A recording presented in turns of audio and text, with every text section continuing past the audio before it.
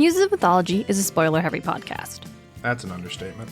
We're going to discuss not just the events of this book, but the Rhineverse as a whole, and really anything that we feel is relevant. You can find full spoiler warnings in the show notes. I was so groggy when I went downstairs. I got spaghetti.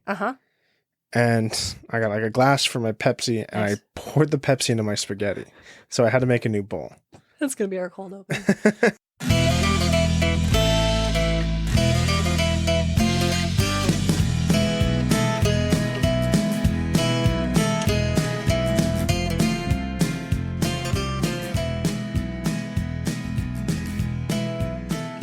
Welcome to Muses of Mythology, a podcast where we explore how ancient myths become part of modern pop culture through the lens of Rick Riordan's Magnus Chase and the gods of Asgard.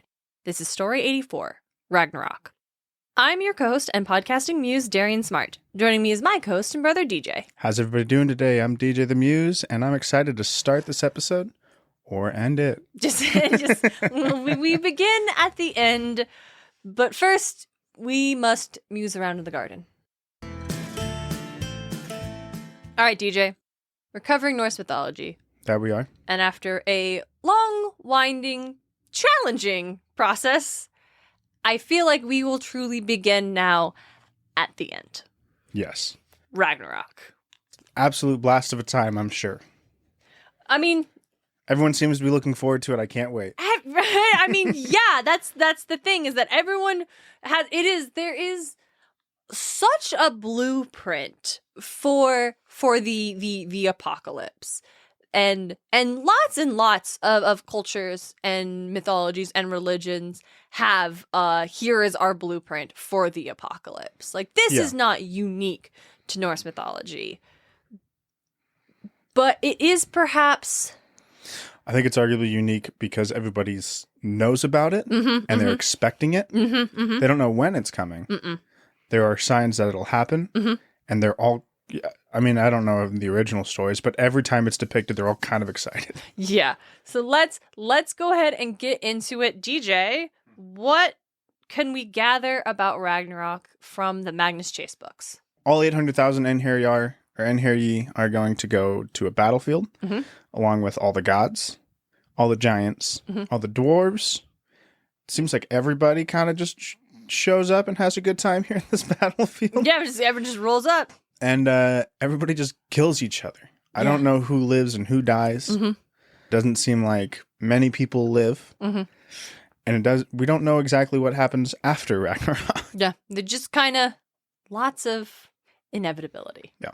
It's interesting we get so many like pieces of Ragnarok throughout the Magnus Chase books, because it's like, oh, well, they're going to try to free Fenrir wolf. Well, that didn't work. Okay, we're going to try something else. Well, okay, we got to get this toenail ship out of this frozen harbor. Okay, well, it's okay. There are also these 3 roosters that'll crow eventually. And it all happens simultaneously, which is why you don't want it to happen. No. Or you do want it to happen, depending on who you are. It is wild because everyone knows it's all the stories about Ragnarok are we've got 3 major storytelling sources, like 2 poems from the Poetic Edda, and then 1 collection of stories by old Snorri. And good old Snorri. Classic man. And in the 2 poems, but he honks shoes. What? He's go honk shoe. Instead of honk me. Honk me.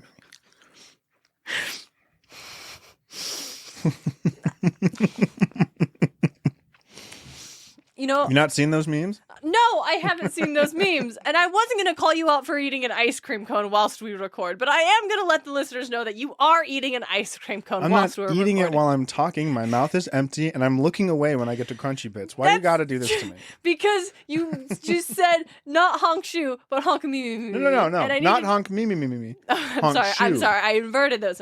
Because I needed to let you did this thing, and now I needed to punish you for it. It's not really a punishment for me. You're right. I don't have ice cream. I don't have a treat. I am so very hungry. Where to begin with Ragnarok? Well, let's start with how it starts. Well, first, Ragnarok. Multiple translations of the term largely due to the fact that there's the Ragnarok, which is spelled like R-O with the little dots over the top of it, and then K. And then another one that's Ragnarök. Yeah, and then there's R-O with the dash through it, K-K-R. But both... Ragnarök. Yeah, but both of those words, when they're used with that To suffix, the untrained ear, that sound like the same, but it's not. but it's not. But Ragna is always the first, and it's a plural of rain. So that one we know that means like ruling powers refers to gods. Mm-hmm. But whether or not it's the R-O-K or R-O/KKR could mean it could mean either doom of the gods or final destiny of the gods or twilight of the gods. Yeah. That last one might just be folk etymology, Mm-hmm. our old friend.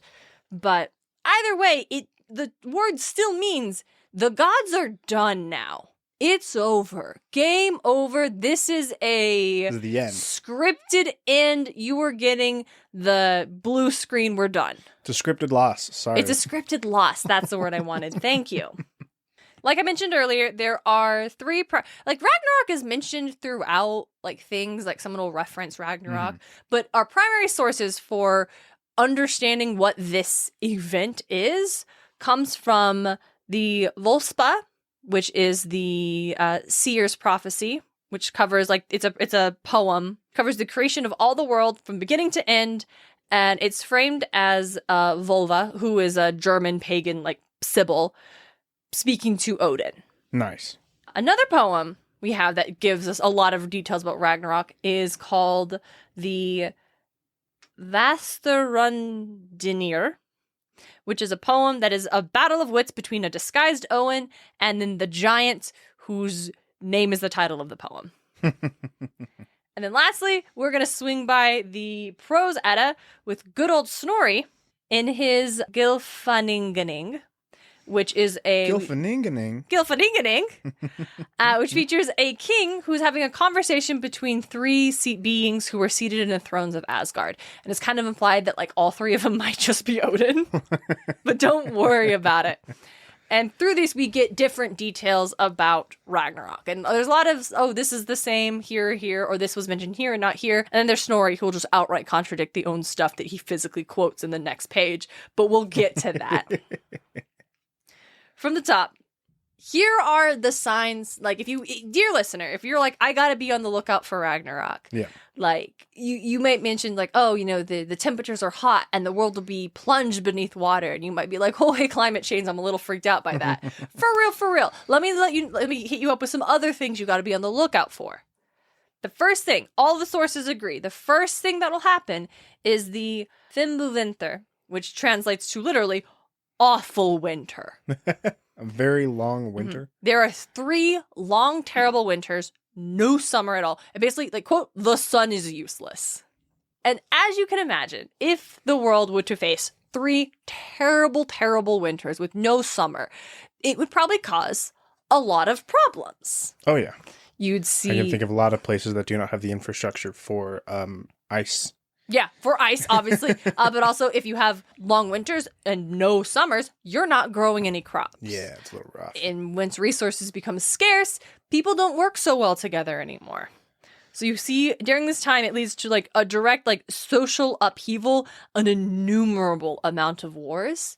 And these winters, this Fimbulvinter, is essentially like, it puts an end to all life on Earth. Like, before Ragnarok has even, like, started, there's basically no humanity left. It's just a nice, quick, one last ditch. Let's get more in Harry R real quick. Just really quick. Really run it. Yeah. Really run it. We got to freeze the Earth, and then they're going to be at each other's throats. Yeah. At the same time, you'll have 2 wolf brothers, and they will swallow the sun and moon, respectively. Nice. Massive earthquakes are going to occur, and these earthquakes will free Fenrir? Translator's choice. Yeah. Will receive Fenrir. They'll free Fenrir from his bonds. Mm-hmm. So that's not great. No. You also have a couple crows who... Is it Hoonin and Moonin? Yeah. Yeah. This is the only crows I know from. Or ravens. Ravens. Oh, no, sorry. Roosters. I'm so sorry. Roosters. Roosters, those are not Hoonin and Moonin. So, yeah, no. I think that's memory and thought. No, those, memory and thought. You're absolutely right, DJ. Yeah. Thank you, Korean manhwas. I like this passage. He sat on the mound and struck his harp. The giantess's herdsman, cheerful Egthur, near him crowed in gallows wood the bright red rooster who is called Fjalar. Golden crowed near the Aesir. He wakens the warriors at father's host's hall, and another crows beneath the earth, a sooty red cock in the halls of hell. And it is wild that two of those root crows are named, but just one doesn't have a name here. And you're kind of like, why? Why not? That's such a weird choice. Yeah.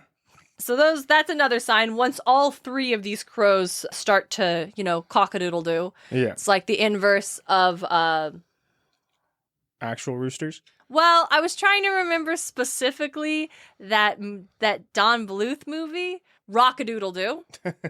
DJ, do you recall the movie Rock-a-Doodle? No, not at all. This you were movie too sounds young to already remember crazy, renting dude. it from Blockbuster Video on VHS. This thing sounds crazy. It's like an Elvis rooster, and he crows and wakes up the sun, but one day he doesn't get there in time because he's too busy partying, and the sun rises without him, and everyone's like, he's not responsible for the sun, ha ha, he sucks, and they laugh him off, so he leaves, but the sun actually doesn't finish rising without his crow, so then, like, ravens and nighttime owls roll up, and I believe a little chick has to go on a quest to get him to come back to raise the sun. What the hell? Rock-a-doodle-doo! This is ridiculous. So this is an inverse rock-a-doodle-doo. Ragnarok-a-Doodle-Doo. Ragnarok-a-Doodle-Doo. Yes, hit us up. We are ready to break out into the animation industry. It's a really good time for animation. Really good time to break into it. And then lastly, one of the final signs that Ragnarok is truly like coming, like it is going to be here, is that Garm, who is a hound of hell herself, Garm bays loudly before the Ginap cave, and the fetter will break and the Ravna run free. Much wisdom she knows, I see further ahead, the mighty doom of the gods, of the victory gods. Nice. And then we have this passage, which is just, brother will fight brother and be his slayer. Sister sons will violate their kinship bond. Hard as it is in the world, whoredoms abound. Axe age, sword age, shields are cleft asunder. Wind age, wolf age. Before the world plunges headalong, no man will spare another. Sounds like a nightmare. This is a nightmare. This is like, Ragnarok hasn't even formally started yet. And this is where we are at. Yeah. Doesn't sound like a good time. Nope. So I guess if you're all about war, it is a good time. That's true. That's true. And essentially, the final sign that it is truly upon us is when the sons of Mim are at play and the measuring tree is kindled. At the resounding Gillar horn, Heimdall blows loudly. His horn is in the air. Odin speaks with Mim's head. The ancient tree groans and the giants get loose. Yggdrasil shudders, the tree standing upright. And that's it. As soon as that horn is blown, it's go time. There's no going back now. Nice. Now we are in it. Awesome. Well, I guess there's one more. It's weird because by that point, when they're sounding the war horn, it feels like we're in it. But there is one more thing that's kind of like a specific, and it is the world serpent starts thrashing and writhing about, and in that, Nigflar breaks free, which is that ship, right? A ship journeys from the east, Muspel's troops are coming over the ocean, and Loki steers. All the giant sons advance along the Ravenir. Byleth's brother goes in company with them. And what's super interesting is that this poem also just mentions dudes that don't appear anywhere else. Let's go. Right. I mentioned the sons of Mim, and we can assume Mim means Mimir. Yep. As that is that same figure is the one speaks with Mim's head. Those sons don't know who they are. Don't know where they've been. Don't know what they're doing. That's just they're at play. This figure, Byleth's brother, that is Loki's brother. Mm-hmm. We don't know who that guy is. He's just also here, I guess, or at least being referenced as such. It's just wild. I love it. It's like sometimes we won't bother to name the third rooster. Other times we're going to name things you've never heard of before. Or maybe they were super common and well known, but those elements didn't get written down in the codex. So we don't have it anymore. Now I say that Loki is the one helming this ship, right? Mm-hmm. This is an example of in the Gylfaginning, which is one of Snorri's, it said that Hiram is the one that pilots the ship, who's a giant. And it's like, okay, yeah, sure. Like, that's fine. There we get a lot of sources. They'll say different things. Except, as you recall, Snorri's whole thing is to teach you how to write Icelandic poems. Yeah. And so after he says these things, he goes on to then quote a poem. Specifically, this Sibyl prophecy poem right here. And with that passage that he quotes, it says Loki is at the helm. That's funny. And it's a small thing, but it is like, Snorri, why? No one's really sure how Loki got out of his bonds. Like, when they bind him up, it says he remains there until Ragnarok. And then we see him, either he is, piloting that ship, or if not piloting the ship, he rolls up to fight Heimdall, and they kill each other. But unlike Fenris, who is specifically noted as having been freed when those earthquakes happen, Loki's just kind of suddenly not imprisoned anymore. Nice. And some interpretations are like, well, those earthquakes that happened, that thing when I talked about, like, Yggdrasil shaking, right? And those earthquakes, if they freed Fenris, they also perhaps freed Loki. Yeah. Makes sense. There's another passage that I mentioned. Brothers will fight, bringing death to each other. Sons of sisters will split their kin bonds. And that specific verse of, like, splitting the kin bonds, like, all bonds will be broken. Some also look to that passage and be like, oh, this is when, like, when they say all bonds are broken, they don't just mean metaphorical bonds between, like, people. They, like, all bonds also meaning this is when Loki has gotten out. Like, the bonds, when this war, when everything broke bad in Midgard, that's when Loki also got out. Yeah. I buy that. Yeah. I just think that's... Anything that ties anybody to anything. Yeah. And it's gone. All gone. There are no ties because it's all ending. Yeah. You can't keep anything attached. And we're going to talk about Ragnarok a lot in the probably every episode, because every figure has, like we talked about, knows their end at Ragnarok. And so that is how a lot of their stories are going to come to an end anyway. So we won't spend too much time getting into super detailed stuff about Ragnarok, but I did want to kind of just go over what I'm calling the Ragnarok Highlight Reel. Okay. First, we've got Surt rolling up, bringing fire from the south. And his forces break the Bifrost as they march across it. Nice. Frey dies fighting Surt. Specifically cited by Snorri that it's because he does not have a sword, or his sword because he gave it away to his one of his servants way back when. We'll get to that later. But that doesn't go so well for Freyr. Odin dies while fighting Fenris. Nice. His son Vidar then turns around and gets revenge immediately by slaying Fenris. Now, have we seen Vidar before?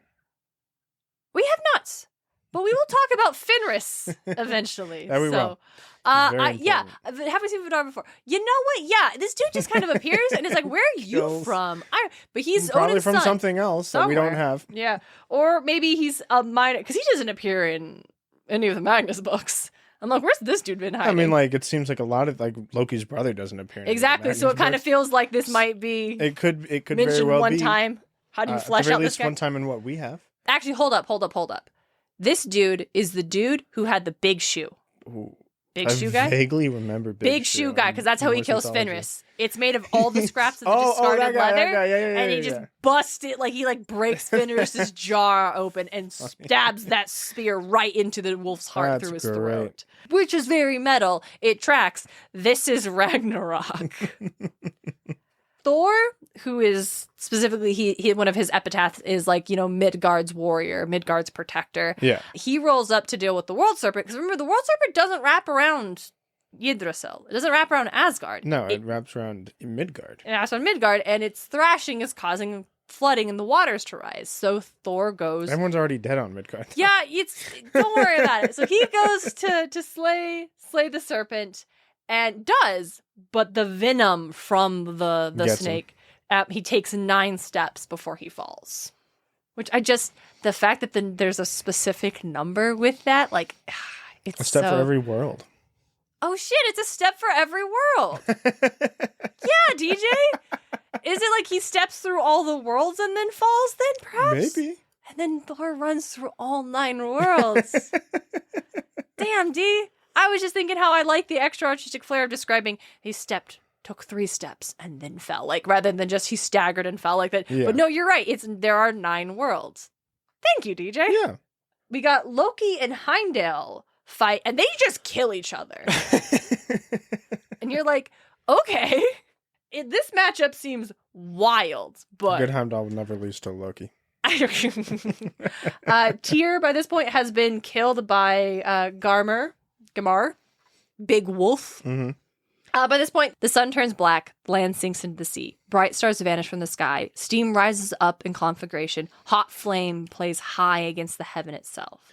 Nice. And that is Ragnarok. Something cool that I want to note when talking about Ragnarok is that because it's a prophecy being given to the gods at some indeterminate points in time, there are things that they know. And yet, sometimes it's unclear if they do know it. Specifically, the fate of Balder. Because Balder's death, we'll cover it more later, but Balder's death is something that maybe it's so interesting because it's the thing that is covered with the seers, and they talk about Balder will die because the seer cites Balder's death is essentially the thing that leads to Ragnarok, because everything that happens afterwards is a direct consequence of Balder's death. I was about to make a stupid joke. Get to it. It's like how people meme that Harambe is the point when everything started to go downhill for this world. Yeah, sure. It's so funny. It's everyone's yeah, for the most part, we were kind of chilling, and then Harambe happened, and then suddenly, just on a quick downward spiral. No, I'll take it. Yeah, absolutely. Absolutely. It's exactly like Harambe.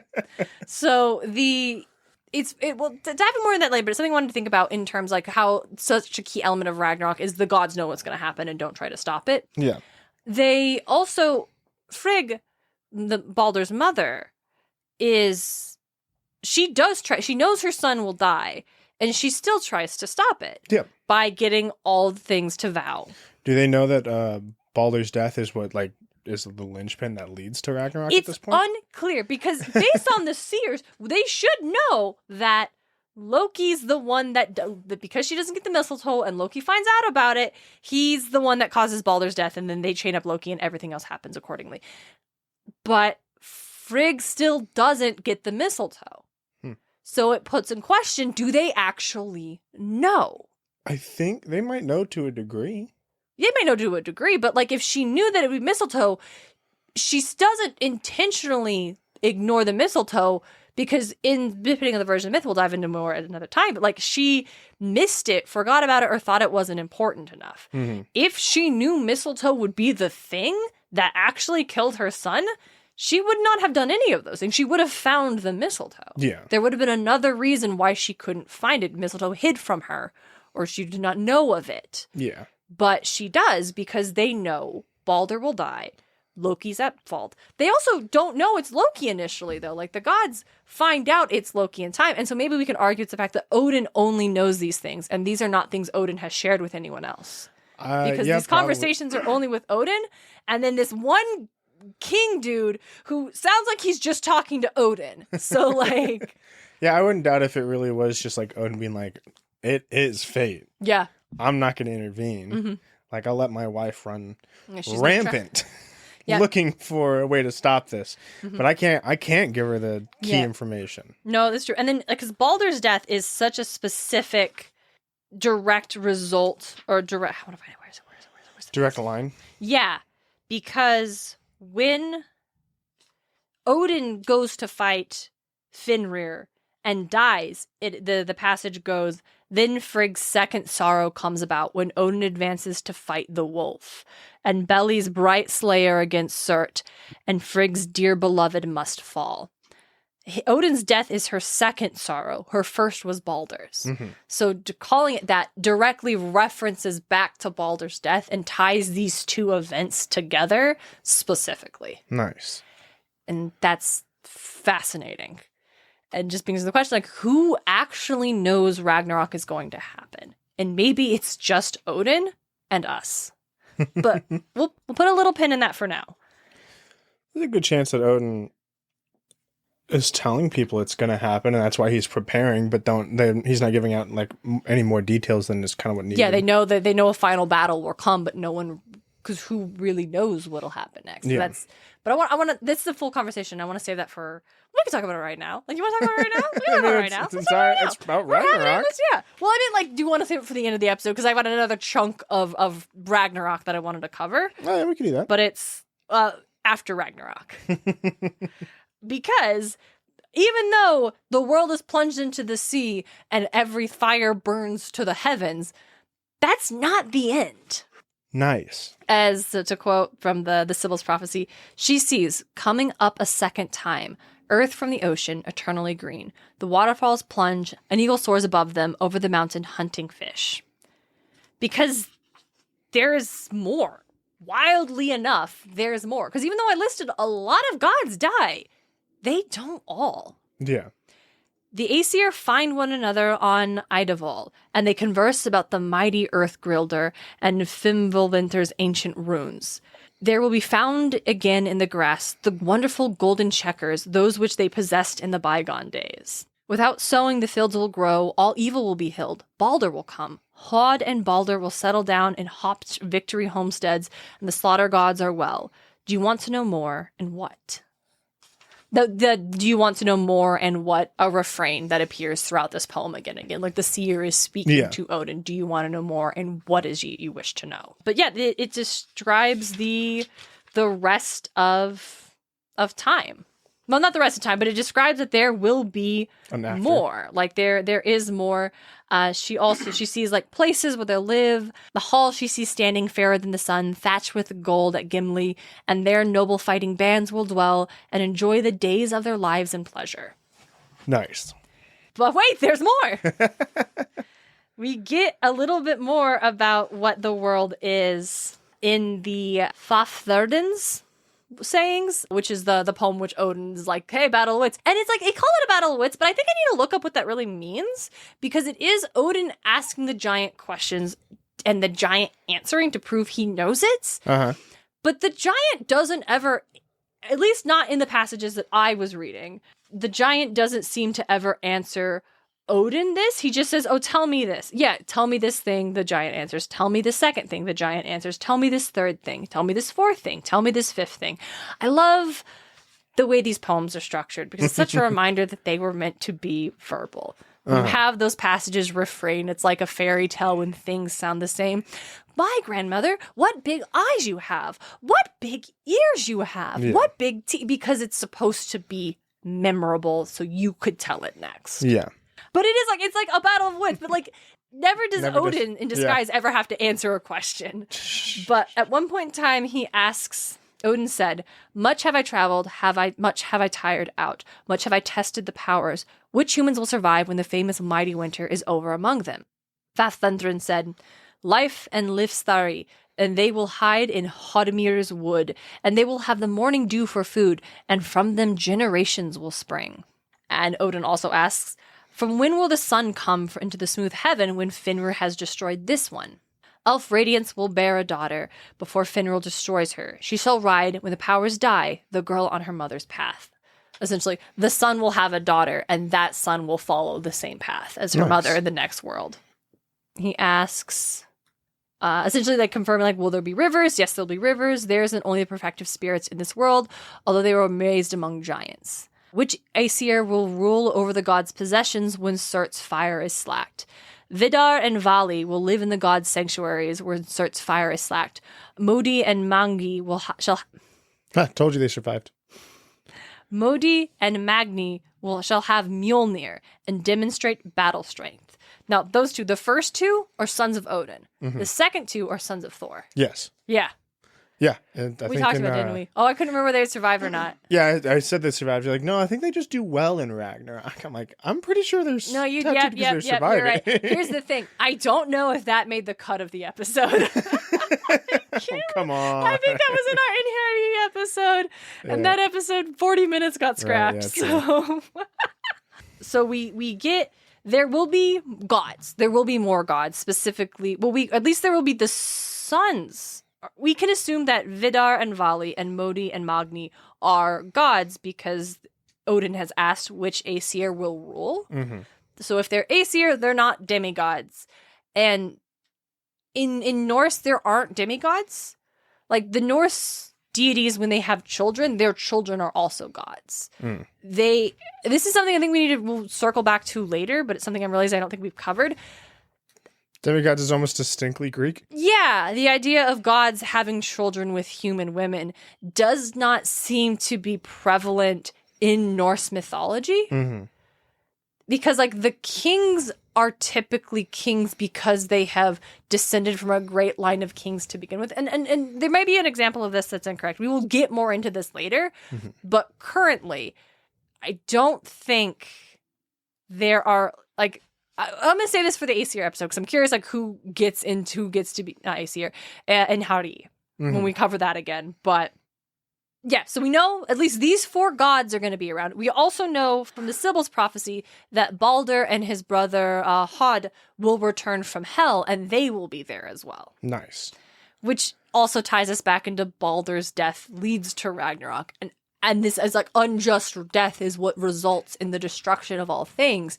And once all is destroyed, he returns. And that's very interesting. And then he dies again, and it starts all over. It happens again. Maybe. But we also know that there will be humans. These characters, Life and Listhrasir, which did I say that translates roughly into like your life yearning or like vitality? Nice. Okay, yeah. And so this is like literally a man and a woman. Yeah. Which is not specified anywhere, but maybe the way the names are like gendered names. I don't know how we know this. Well, except we know that from their they spawn a bunch of kids. Yeah, I guess, yeah. Kind of. At the very least, a penis and a vagina is involved, okay? Well, I mean, having covered the fact that they don't have children with gods, and they must have children with each other. Yeah. That's what was the thing. I was like, but where do they get right? That's how we know. They survived Ragnarok, just these 2. Yeah. And they survived the 3 years of winter. Yeah. And the burning, the water. thrashing of Jormungandr. Thank you, Jormungandr. I could not remember how to... You may have noticed I just kept saying world serpent or giant serpent. I could not pull Jormungandr. Just surviving all of this, and then are like, I guess we gotta just get it going. Yeah. Let's get this started.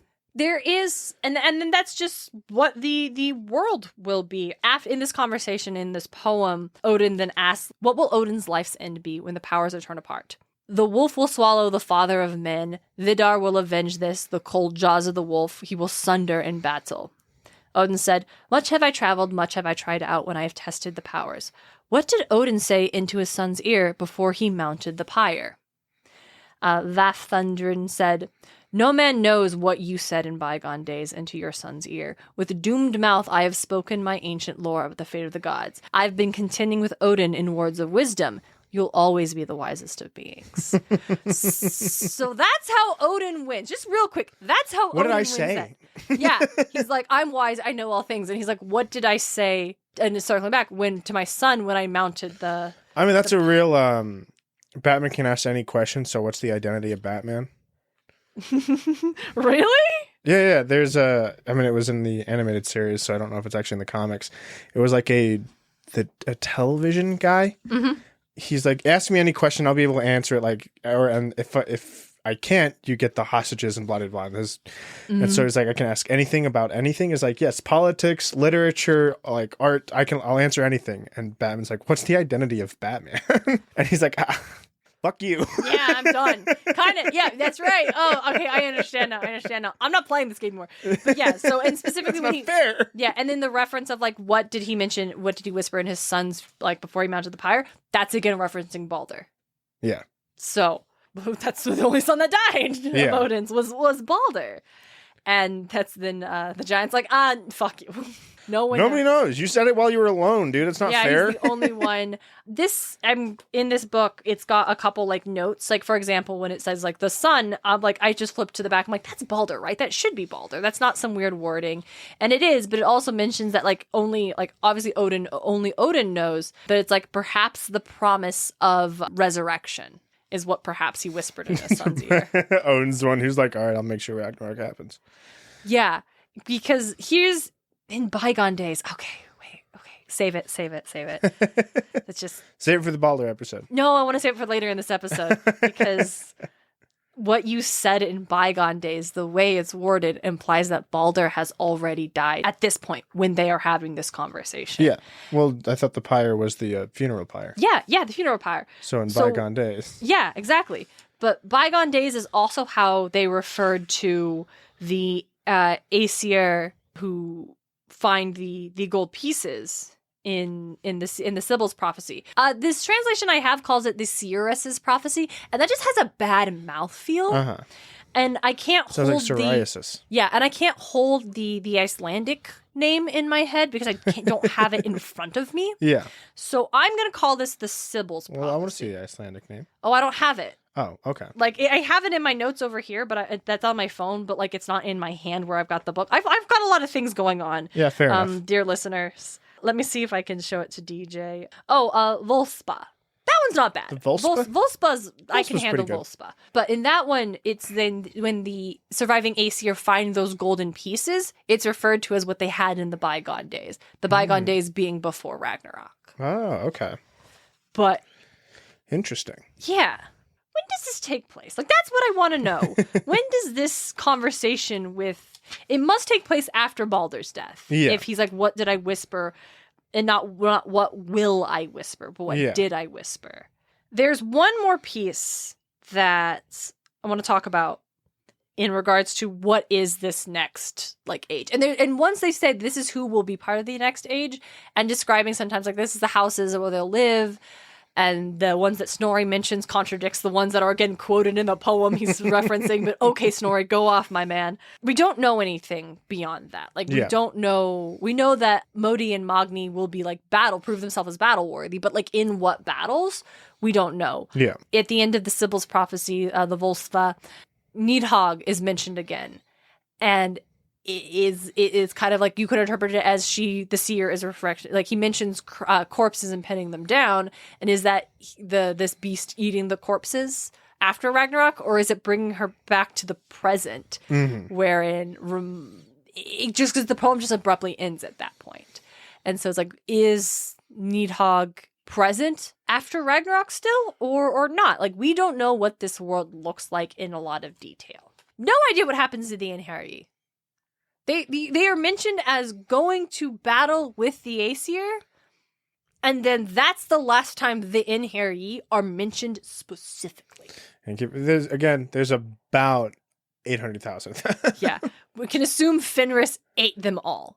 Fenris ate probably a lot of them. Hel probably got to quite a few. Yeah. Loki got a couple. You know. Probably. Certainly, it's a battlefield, and none of them survive. We see a highlight reel, and guess what? The Einherji are the extras that are dying to our main characters. Exactly. Yeah. No, that's a good point, because they are not with a mentioned couple standouts. They're not mentioned in the second age. Like, they're not. They don't. None of them make it out, which just makes me very sad when I put it away. There's another version of the Volsva, of the Sibyl's prophecy, called, so it appears, so this is what we have, what we call the Poetic Edda, as we talked about. This is from that Codex Regius, right? That book we found. Hooray. Great.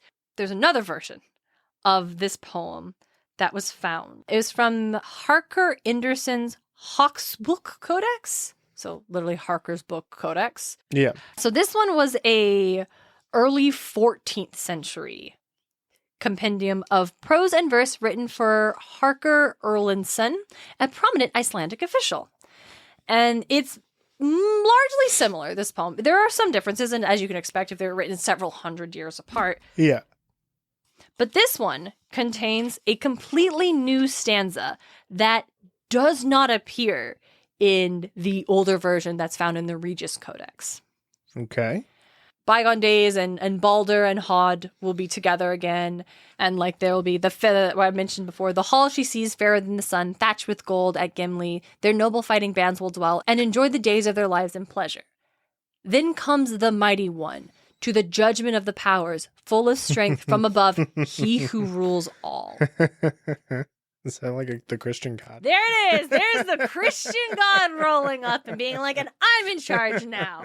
This is largely believed to be a specifically Christian addition added to this much later. Oh yeah, these last two people, that's obviously Adam and Eve. That's another thing about... So, all of these the Eddas were written at a time when the Nordic world had already fully embraced Christianity. Yeah. And it didn't happen overnight. Like, Christianity had influenced the Nordic world for a long time outside of these stories. We don't have a lot of writings, but we do have some archaeological things. Yeah. And there are a handful of archaeological finds from like the 10th and 11th century that shows images that have largely been interpreted and agreed to, like, probably they are depicting Ragnarok. So 2 of these artifacts are called Thorwald's Cross and Gosford's Cross, named after the locations where they're found.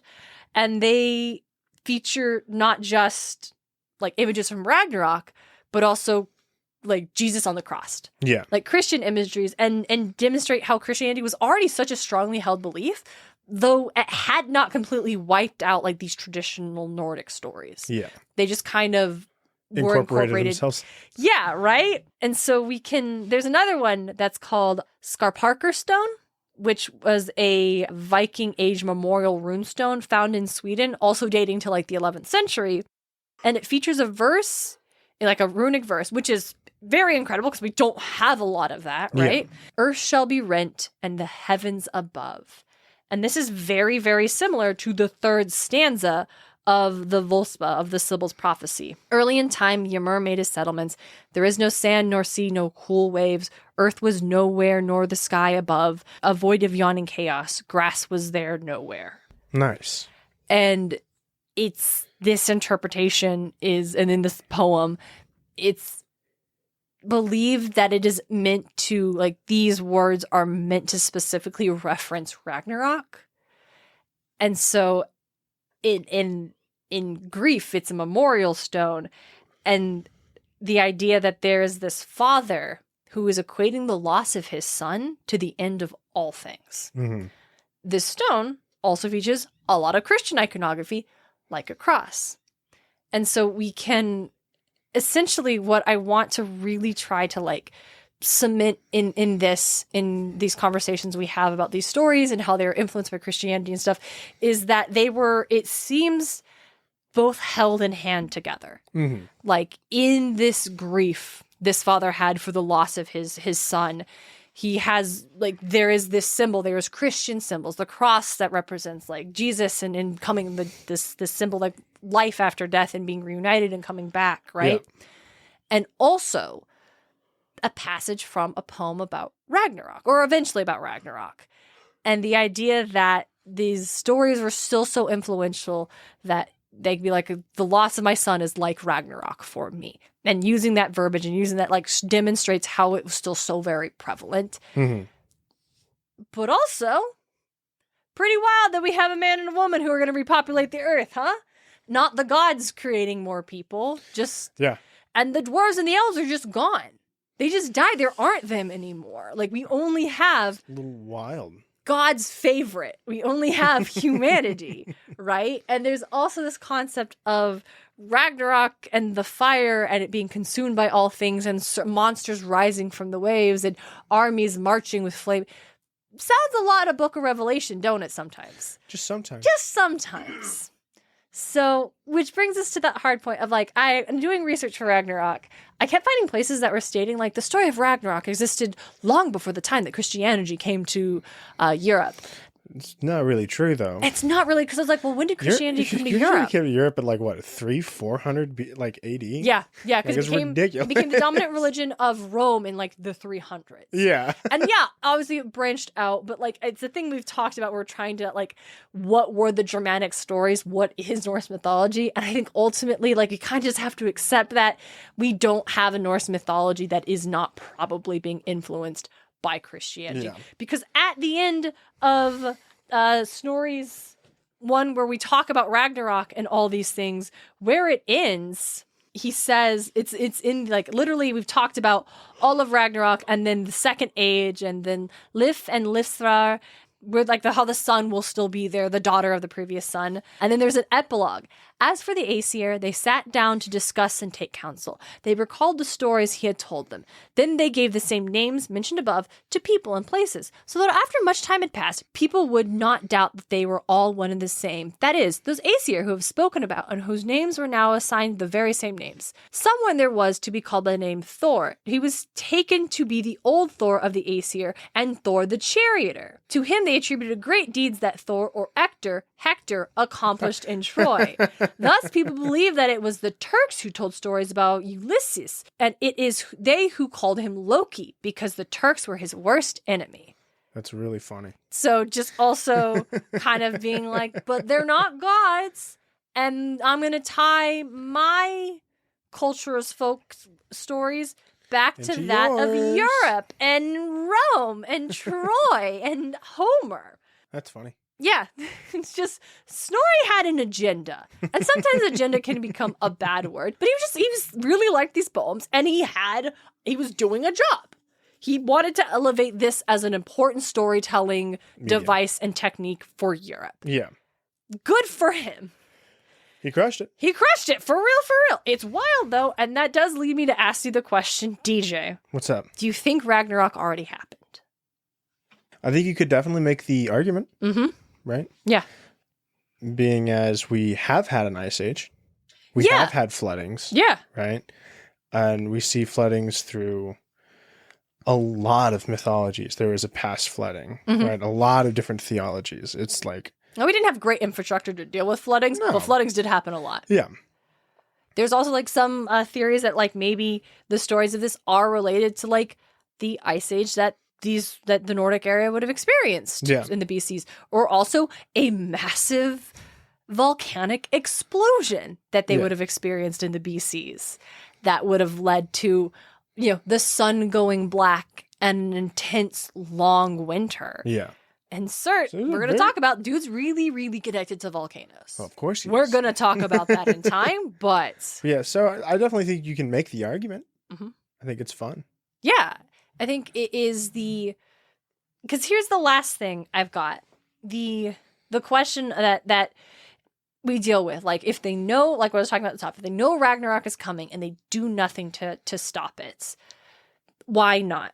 And I would argue, I don't think the other gods know Ragnarok is coming. Or at least, as you said, maybe they do know there will be a great final battle, and that's why they have all the Einherji in Valhalla. But they don't know that their fates have already been set. Only Odin knows that. Yeah. Because at one point in time, when in the Gylfa... Is this the right one? That's the Poetic Edda. Where's my prose Edda? God, they look the same. These covers are not as distinct as they could be. I mean, they are very different, but at the same time, they got swirls and just... I don't know, man. Picture in a bland-ass title box. Yeah, right? Penguin, classic. You telling me a penguin wrote this? Good for them. Good for them. This is a classic among penguins? That's crazy. That's crazy. Penguins write about Ragnarok? Penguins are out there reading shit from the north? Yeah. So when they talk about how the Aesir bind Fenrir, right? Fenris. Mm-hmm. He's talking about tying him up. There he remains until Ragnarok. Then Ganglir said, "What gruesome children Loki sired. All these brothers and sisters are in themselves fearsome. But why didn't the Aesir kill the wolves, since they could only expect destruction?" Because Odin's like, you can't. Hai answered, "The gods hold their sacred places and sanctuaries in such respect that they chose not to defile them with the wolf's blood, even though prophecies foretold that he would be the death of Odin." Odin's like, yeah. So it is less, well, you can't change this, so we must let it happen, and more, we hold ourselves and our holy spaces in such high regard that we will do nothing to defile them. Makes sense. So Makes sense. That could also maybe be equated to like Ragnarok itself is a concept that is so holy and revered that any attempt to undermine it would essentially be defiling this sacred space for these beings in this practice. Yeah, I buy that. Yeah. It's very different than, because that's what I think you'd have a hard time in writing Ragnarok stories if everyone knows it's coming. The temptation. Counterpoint. Yeah. Hadestown. But they don't know it's coming. Yeah, but we do. And you can have Odin be the muses from that play if you want to do a Ragnarok-ass story. No, I was going to say, wouldn't it be cool if we did do a Ragnarok, a Norse story, where the gods don't know Ragnarok is coming, or they do, like you said, and they don't know the details. They don't know their deaths have been lined out, because the only ones that know the events that trigger it, mm-hmm. and that it's just a big war. They have there's no a big idea war about anything else that's coming. Yeah, because the only one that knows about this is Odin, right? And then there's the seer, but like, where's she at? She was only speaking to Odin. There's that giant. That giant is only mentioned in that poem. Yeah. And he loses to Odin. He forfeits to Odin. And that poem can be interpreted as the age of giants are over, is the age of gods and man now. The giants have their place. They were wise, but they no longer serve a purpose because our All-Father is beyond them. Yeah. I really like that idea of doing a Ragnarok story, and it is only Odin who knows, and the audience who knows, and Odin speaking with the audience and maybe being like, do not tell them of their fates, it cannot be changed. You know this. You have spoken to the seer, you have spoken to the giant, you know as I do that this cannot be changed, so why would you make them suffer by telling them otherwise? Or by telling them so. Damn, I really like that idea. It's fun. I think one could argue that even when these stories are being told, perhaps there were those who believe Ragnarok had already happened and they are in their second age. Yeah, I also super believe that. I mean, it's not like it's spread around and like solidifies to what the beliefs really were for the Vikings. And having Ragnarok be such this like core feature that's like this will happen and this will happen. It's like, did it already happen? And we don't know. Like, I wanted to know very much, like, what did Ragnarok represent to the Nordic people who believed this and like held this as like, and there's like, oh, well, you know, the Vikings were raiders and they were very warfare. And, you know, what would you believe the end of all things, but it would be in a final battle. It's like, yeah, but like, that doesn't answer my question. That doesn't like theologically answer the question I have. The same way it's like, what does the Book of Revelations represent to Christians? Like, that's what I wanted to know. Yeah. And there's just no way to know that. So there's also really no way to know, because even those archaeological things we have that depict Ragnarok, those are still from when Christianity was running around. So we really don't know how much is of these elements. Here's a question for our listeners. Do you think Ragnarok has already happened? Or when do you think it happened for the Nordic peoples? Do you think they believed they were living in their second age? So we're Music Mythology, which means we get to talk about pop culture. DJ, tell us about SMITE. A couple years back, I mean, SMITE always has a lore and they have like events that happen. And by couple, you mean 6? Huh? By a couple, you mean 6 if it happened in 2018? Oh, yeah.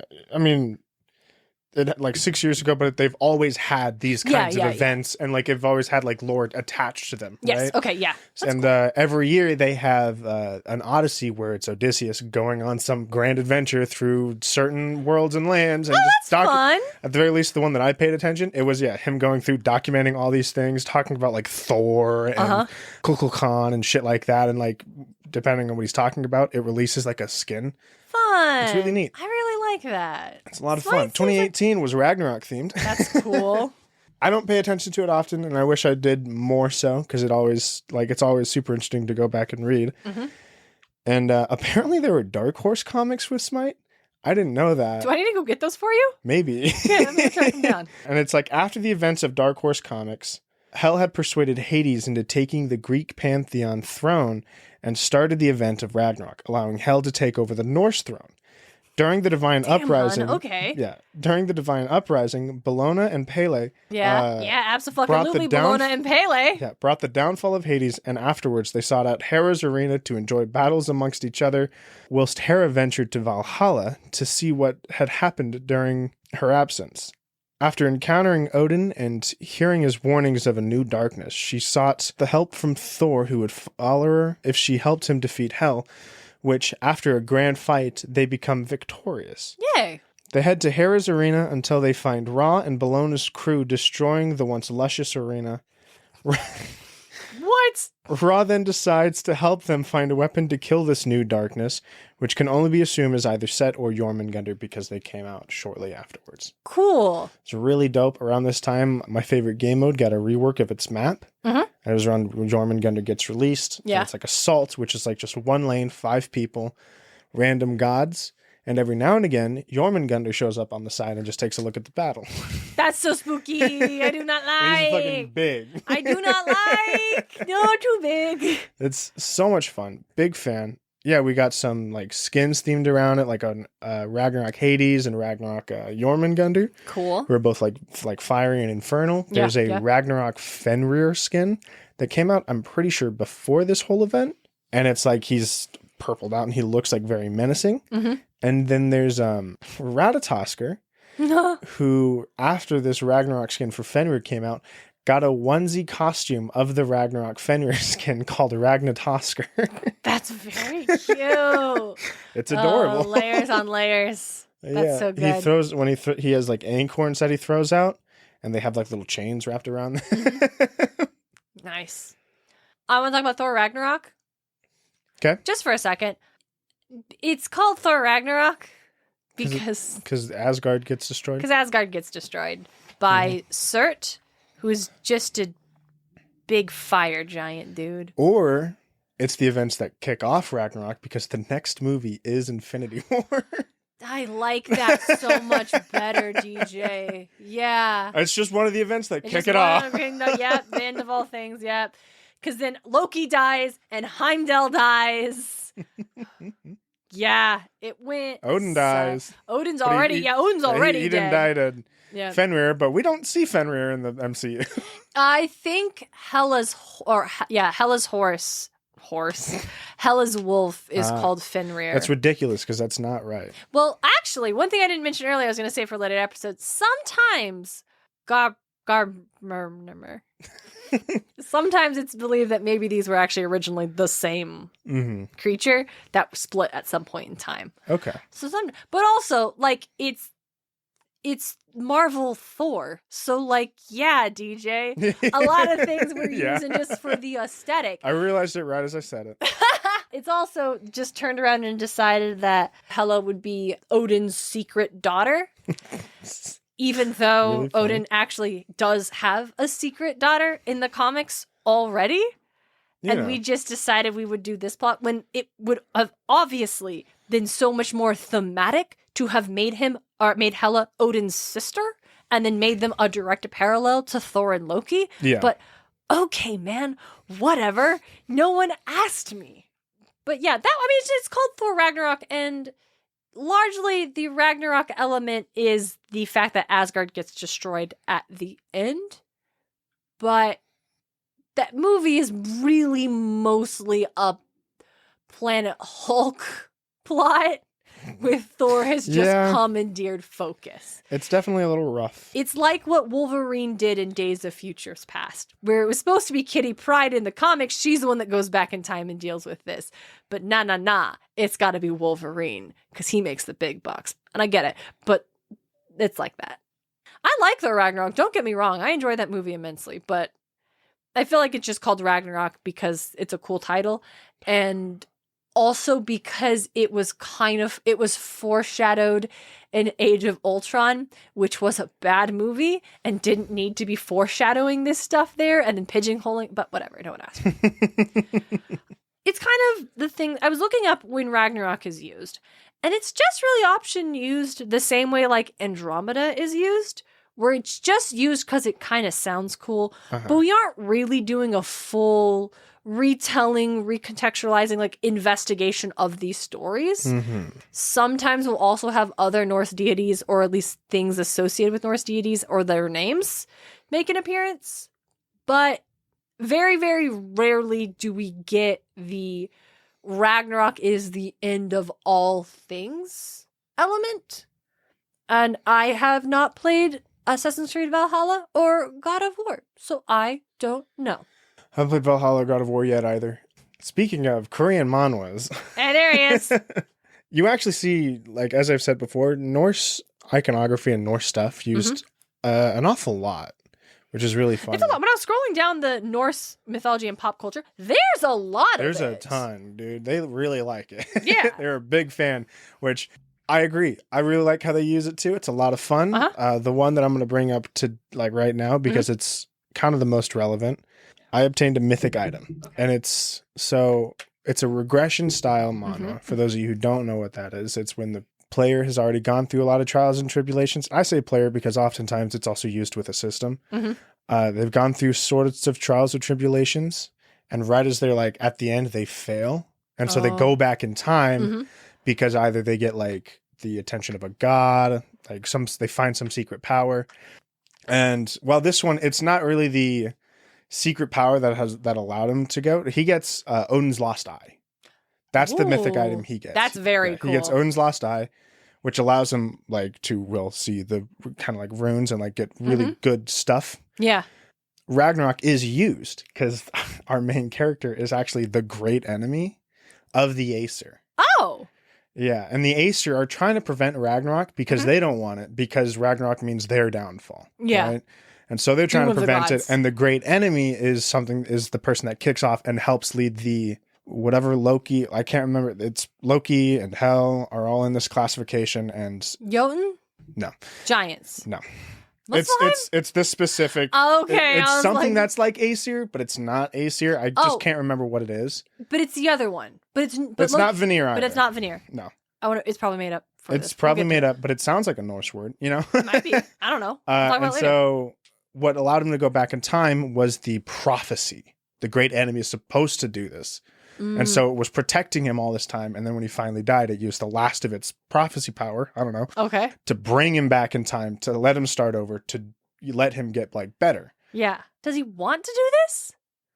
Not particularly. He's not really, he already doesn't really like the Aesir because they kind of are dicks. Yeah. You know? Yeah. When he goes back in time and he finds out that he's like a prophesized great enemy to like be used, he's like, I don't really like being used by gods, period. Yeah, I'm already not. If you guys are going to use me, I'm going to need some fucking, you know, you need to be on my side. I want to be a god in the next world, yeah. No, you need to be on my side here and like let me borrow your powers if that's what it's going to be. So it's really interesting and a lot of fun, and he can get skill cards to copy powers. The eye does a lot more, like reading information and stuff like that. I just can't remember all the details of what his eye does. You're good.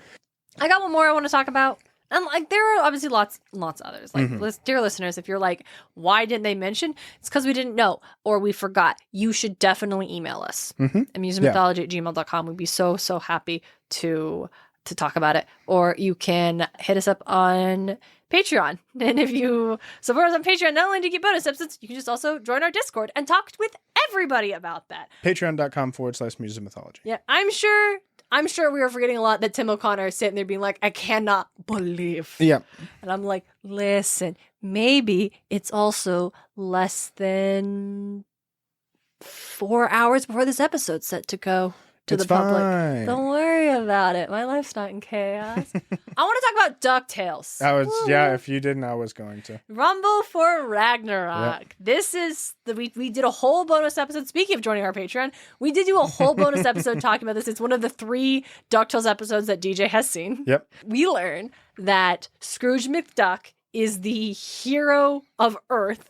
And every X amount of years, he has to go to a wrestling match where he fights Jormungandr, the world serpent, who shapeshifts into like a snake dude with like arms and legs so they can wrestle. It's really funny. And it's like a bunch of Vikings are all there cheering. And Scrooge because they also it's in Hair Ye. Yeah, they want it to happen. Scrooge is the heel. Scrooge is the heel, and Jotunheim is the babyface hero. Yeah, it's so good.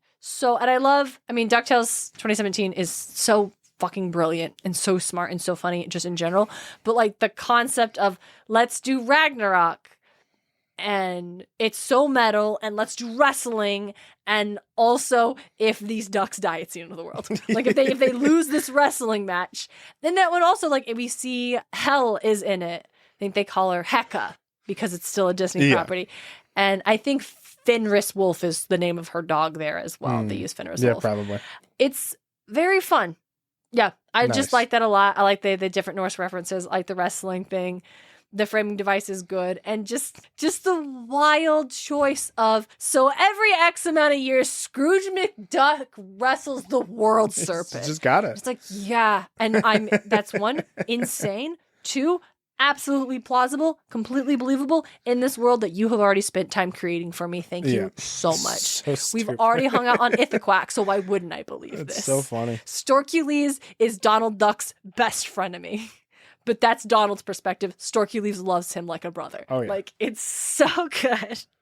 Super fun. Absolute blast. I do recommend you Maybe check it's it out. one of my favorite portrayals of Ragnarok. I don't know. That is fucking crazy. It sounds like you haven't had many portrayals of Ragnarok in your life. I haven't, but also, I love a creative swing.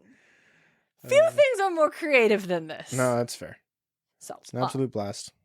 So here's the thing. Now's the time for us to say goodbye. Thank you all so much for listening. We'll be back in 2 weeks talking about...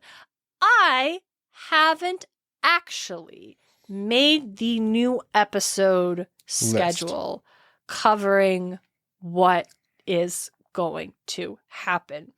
I'm thinking we go world by world, and anything that is a topic that is too meaty to fit into just an episode about a world gets its own episode in between as we go to the next world. Okay. I think we should go in reverse order of the world as they appear in 9 from the 9 worlds. In reverse order. Which means the first one would be Muspelheim. Okay. Because finishing on Asgard feels better. Yeah. I mean, I was thinking we could probably start from the way the world tree grows, from like the bottom all the way to the top of it. We could do that. Let's sit down. Well, I need to figure it out right now because I got to say what our next episode is going to be. That's fair. Do we know the order that the world tree goes? Like canonically? Pretty sure we do. But it looks like it goes Helheim, Muspelheim, Niflheim, Vanaheim, Jotunheim, Midgard, Nidavellir, Alfheim, and Asgard. Do we want to go climb up the branches? It'll be fun. Yeah. Okay. So that would make... We should talk about the world tree first, though. We should talk about the world tree first. What a great idea. Because I mean, like, there are things that happen outside of worlds just on the world tree. Yeah, I think the world tree is a meaty enough episode where maybe it's not an hour length, but it's like absolutely... It's like a 40, 50 minute That's episode. A reasonable episode. We'll see what happens. All right. Well, then, in that case, dear listeners, thank you so much for joining us. Well, I was about to say this evening, but that'd be a wild thing to say. Thank you for listening today. What is your favorite portrayal of Ragnarok, and why is it DuckTales 2017 Rumble for Ragnarok? You're just wrong. What? Well, then what's your favorite, DJ? Well, right now, that SMITE one's kind of sick. Well, yes, that one was pretty It's also cool the only one too. that I've been really exposed to, though. Oh, really? Yeah. Maybe that. But yeah, obviously, hit us up on Instagram, hit us up on our email, join us on Patreon, and get into that Discord. I am sure God to level patron Tim O'Connor is going to have lots of opinions. I can't wait to hear them. In the meantime, we will be back in your ears on Tuesday, June 4th, to talk about Yggdrasil. And until next time, don't be like Zeus. Don't be like Zeus. Muses of Mythology is created and hosted by Darien and DJ Smart. It's edited by Darren Smart. The show is produced by Darren and DJ Smart, as well as Tim O'Connor, The Crystal Conman, Nicholas Miller. Our music is Athens Festival by Martin Hain, and our cover art is by Audrey Miller. You can find her on Instagram at Bombshell Nutshell Art. Want more Muses of Mythology? Support the show on Patreon. Just $1 gets you exclusive bonus content. Get more at patreon.com/Muses of Mythology. You can also support the show by leaving a review at lovethepodcast.com/Muses of Mythology, or tell a friend why you love the show. Don't forget to check out all of our episodes and episode transcripts at musesofmythology.com. Thanks for listening.